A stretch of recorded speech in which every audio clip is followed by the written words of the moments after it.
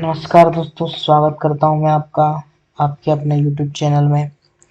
आज हम पढ़ने वाले हैं भारत शासन अधिनियम 1919। तो इस चीज का आप ध्यान रखिएगा कि आज हम क्या पढ़ने वाले हैं। तो आइए शुरू करते हैं फ्रेंड्स, बिना देरी करते हुए। भारत शासन अधिनियम 1919। तो पहली बात तो ये 1919 में ब्रिटिश सरकार द्वारा लाया गया था। फिर इसे मॉन्टेग्यू चेम्सफोर्ड सुधार भी कहा जाता है, क्योंकि उस वक्त जो मॉन्टेग थे वो भारत के राज्य सचिव थे और जो चेम्सफोर्ड थे वो भारत के वायसराय थे। तो भारत के राज्य सचिव और वायसराय के वक्त ये भारत शासन अधिनियम 1919 आया था, इसीलिए इसे मॉन्टेग चेम्सफोर्ड सुधार भी कहा जाता है। ये अधिनियम भारत में सुधार ब्रिटिश सरकार जो लाना चाहती थी उनको दर्शाता है, इसलिए ये लाए गए थे। 1921 से लागू हुआ। आपसे ये भी पूछा जा सकता है भारत शासन अधिनियम कब लागू हुआ, तो 1921 से लागू हुआ। फिर आइए पढ़ते हैं इसकी विशेषताएं। विशेषताएं क्या है?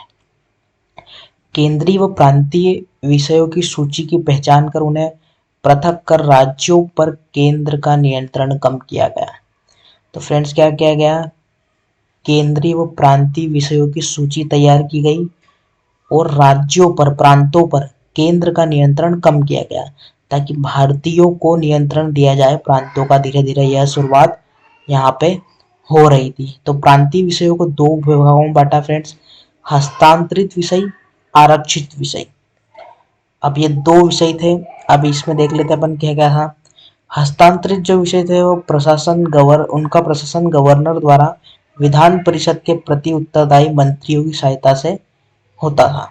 मतलब जो गवर्नर होता था उसकी विधान परिषद के मंत्री से इन विषयों पर प्रशासन करते थे। विषय कौन से थे वो?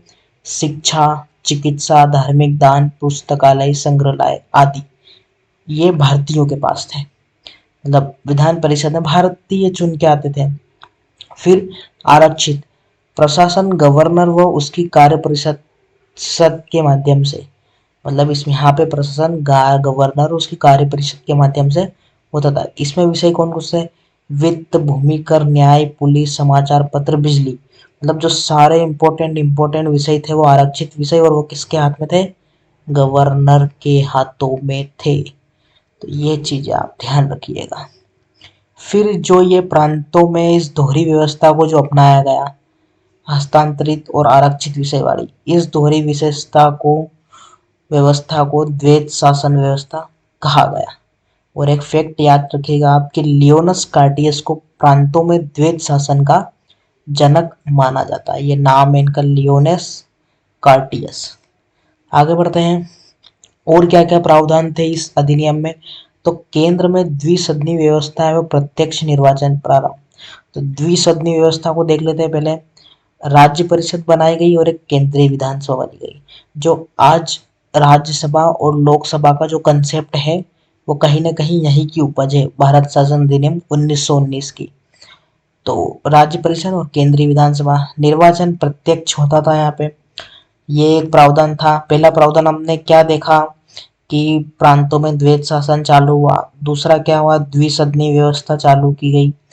फिर एक था थर्ड पॉइंट कि मुस्लिमों के अलावा सिखों, भारतीयों, ईसाइयों, आंग्ल भारतीयों व यूरोपियों के लिए पृथक निर्वाचन का सिद्धांत। मतलब जो मुस्लिमों के लिए पृथक निर्वाचन किया गया था, पार्लियामेंटो सुधार भारत शासन अधिनियम 1909 में, उसी परंपरा को यहाँ पे आगे बढ़ाया गया। अब सिखों, ईसाइयों, एंग्लो इंडियन और यूरोपियों को भी पृथक निर्वाचन, मतलब उनके कैंडिडेट, उन जो सिख है, सिख कैंडिडेट को ही वोट दे पाएंगे, दूसरे धर्म के लोग नहीं दे पाएंगे। तो ये पृथक निर्वाचन को बढ़ावा दिया गया। तो ये याद रखना। पहला पॉइंट क्या था हमारा कि केंद्र द्वारा राज्यों को शक्ति प्रदान की गई द्वैत शासन के थ्रू। फिर द्विसदनात्मक व्यवस्था अपनाई गई। फिर पृथक निर्वाचन को बढ़ाया गया। फिर आता हमारा वायसराय की कार्य परिषद के 6 सदस्यों में से 3 सदस्यों का भारतीय होना आवश्यक है। जो वायसराय की जो कार्य परिषद थी उसमें 6 सदस्य होते थे।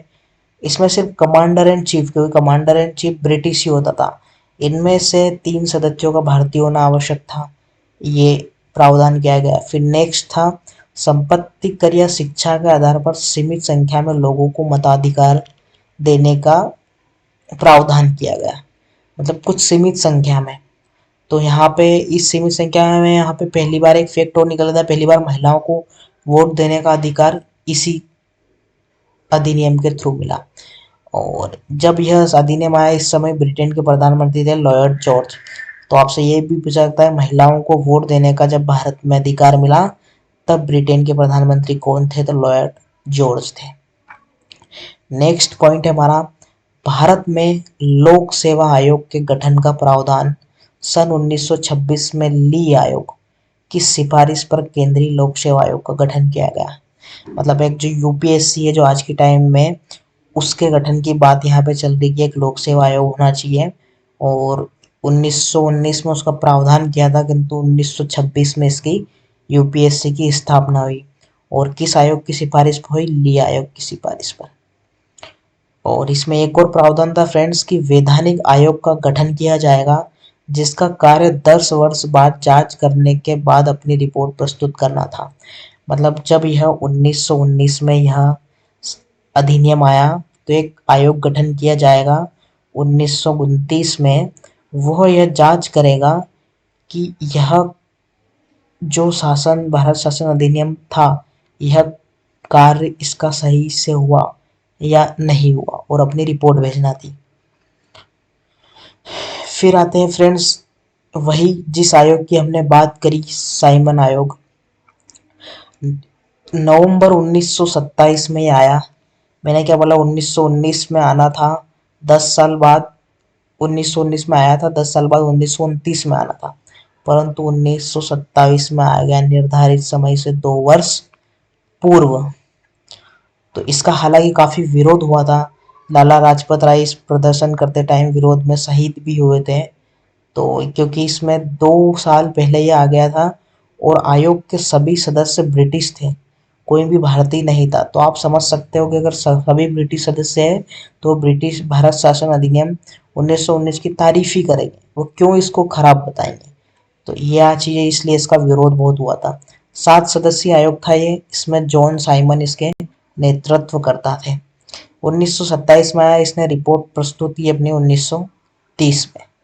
इसने कुछ सिफारिशें की, यह है कि द्वैत शासन प्रणाली जो अपन ने भी पढ़ी, राज्यों में सरकार का विस्तार, ब्रिटिश भारत के संघ की स्थापना व सांप्रदायिक व्यवस्था को जारी किया जाए। मतलब एक भारत का एक संघ बनना चाहिए, द्वैत शासन, हस्तांतरित आरक्षित विषयों वो भी चलना चाहिए, राज्यों में सरकार को और पावर मिलनी चाहिए, और सांप्रदायिक जो निर्वाचन जो मुस्लिमों, सिखों, ईसाइयों और इनको जो सांप्रदायिक निर्वाचन हो रहा था वो व्यवस्था जारी होनी चाहिए। फिर इस आयोग के प्रस्ताव पर विचार करने के लिए ब्रिटिश सरकार ने ब्रिटिश भारत व भारतीय रियासतों के प्रतिनिधियों के साथ 3 गोलमेज सम्मेलन किए। राउंड टेबल कॉन्फ्रेंस, भारतीयों को यहाँ पे बुलाया गया और उनसे जाना गया कि उनकी क्या है। तो इस जो 3 गोलमेज सम्मेलन हुए उनसे एक श्वेत पत्र जारी किया संवैधानिक सुधारों का, और यह श्वेत पत्र फिर यहाँ पे इन 3 गोल मेज सम्मेलनों से जारी हुआ एक श्वेत पत्र कि हाँ ये चीजें होनी चाहिए। फिर ब्रिटिश संसद की संयुक्त प्रवक्ता समिति के समक्ष रखा गया। तो जो भी यहाँ पे श्वेत पत्र में सिफारिश थी कुछ संशोधन के साथ भारत परिषद अधिनियम 1935 में शामिल कर लिया गया। 1919 में अधिनियम आया, 1927 में साइमन कमीशन बना, उसके द्वारा गोलमेज सम्मेलन हुए, गोलमेज सम्मेलन में एक श्वेत पत्र जारी किया गया और वो ब्रिटिश की संसद के पास गया और उन्होंने कुछ ही सुधारों से के बाद ये 19 भारत शासन 1935 में, भारत शासन अधिनियम 1935 में शामिल कर लिया गया। अब फैक्ट यहाँ से कुछ निकलता है, भीमराव अंबेडकर ने तीनों गोलमेज सम्मेलनों में भाग लिया था, गांधी जी ने सिर्फ एक गोलमेज सम्मेलन में भाग लिया था। तो ये था साइमन कमीशन की पूरी डिटेल। फिर एक एक पॉइंट और है सांप्रदायिक आवंटन। सांप्रदायिक अवार्ड क्या था, इसे कम्युनल अवार्ड भी कहा जाता है। ये ब्रिटिश प्रधानमंत्री थे रेमजे मैकडोनल्ड ने अगस्त 1932 में अल्पसंख्यकों के प्रतिनिधित्व पर एक योजना बनाने की घोषणा की। मतलब एक अल्पसंख्यकों के लिए एक योजना बनाई। इसे कम्युनल अवार्ड या सांप्रदायिक अवार्ड कहा गया। इसमें क्या प्रावधान था कि अब मुस्लिमों, दलितों, ईसाइयों, आंग्ल भारतीयों को तो मिल ही रहा है, अब दलितों के लिए भी पृथक निर्वाचन हो, ताकि कैंडिडेट भी दलित हो और उस पर वोट डालने वाले भी लोग दलित हो। तो इसमें दलितों के लिए पृथक निर्वाचन की व्यवस्था की गई। तो इस घटना से गांधी जी ने अवार्ड संशोधन के लिए पूना की यरवदा जेल में अनशन प्रारंभ कर दिया। मतलब गांधी जी को बहुत झटका लगा कि अभी तक ये धर्म को बांट रहे थे कि हिंदू, मुस्लिम, सिख, अब इन्होंने हिंदू धर्म को भी बांटना चालू कर दिया कि दलित, स्वर्ण, पिछड़ा, इस हिसाब से।